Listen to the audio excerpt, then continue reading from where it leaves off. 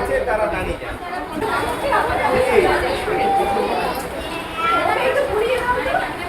আমাদের অভিভাবকদের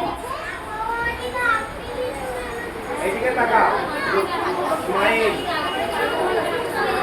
অভিভাবকদের থেকে বরণ করে নেওয়া হচ্ছে চেয়ারে।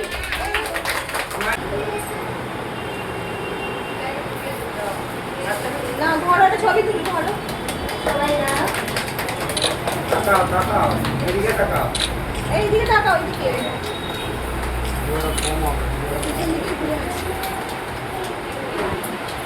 এবার শ্রেয়াকে অনুরোধ করছি এই বর্ষা মঙ্গল সম্বন্ধে তুমি যদি একটু কিছু বলো।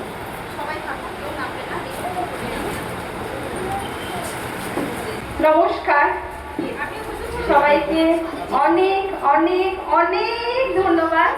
প্রথমত এই সারপ্রাইজটার জন্য, এই উপহারটার জন্য, যেটার জন্য আমি জানতাম না। আমাকে ফোন করে বলা হয়েছিল যে একটা সারপ্রাইজ আছে তোমার জন্য। এইদিকে তাকাও। তখন আমি ভেবেছিলাম তো ঠিক আছে, দেখা যাক কি সারপ্রাইজ আমার জন্য আছে।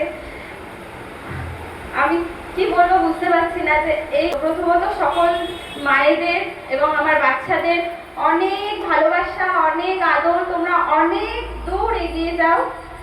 আর এই বর্ষা মঙ্গল আর এই শ্রীনিত্যপ্সরা যেন কোনো দিনও না বন্ধ হয়। সে আমার বর্তমান অবর্তমান যখনই হোক, তোমরা সব সময় শ্রীনিত্যপ্সরার পাশে থেকো। আর যে এই বর্ষা মঙ্গল কিভাবে শুরু করলাম, আমি যখন প্রথম আমাদের নাচের স্কুল শুরু হয়, সব বাচ্চাদের ইচ্ছা হয় যে স্টেজে প্রোগ্রাম করব, সব ম্যামেরও ইচ্ছা হয় যে শিক্ষিকাতে আমি আমার বাচ্চাদের নিয়ে বড় বড় কোনো স্টেজ প্রোগ্রাম করব। কিন্তু এখনো তো আমরা সেই কোনো একটা জায়গায় পৌঁছাইনি যে আমাদেরকে কেউ ডাকবে, বড় স্টেজ দেবে, এরকম তো নয়। প্রত্যেকটা শিল্পীরই কিন্তু একটা স্টেজের স্বপ্ন থাকে।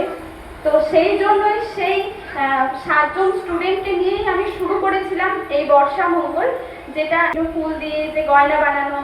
আমি এর জন্যই, এটা তৃতীয় বর্ষ এবং আমার স্টেজও পুরো ভর্তি, আমার ঘরটাও পুরো তাদের অভিভাবকদের নিয়ে ভর্তি, যেটা বুঝিয়ে দিচ্ছে যে শ্রীনিত্যপ্সরা আস্তে আস্তে একটু কতটা শিখরে উঠছে, কতটা উচ্চ শিখরে। এইভাবেই তোমরা পাশে থেকো, আমার পাশে থেকো, আমার বাচ্চাদের পাশে থেকো, আর এইভাবেই বর্ষা মঙ্গল শ্রীনিত্যপ্সরা এগিয়ে যাও। ধন্যবাদ।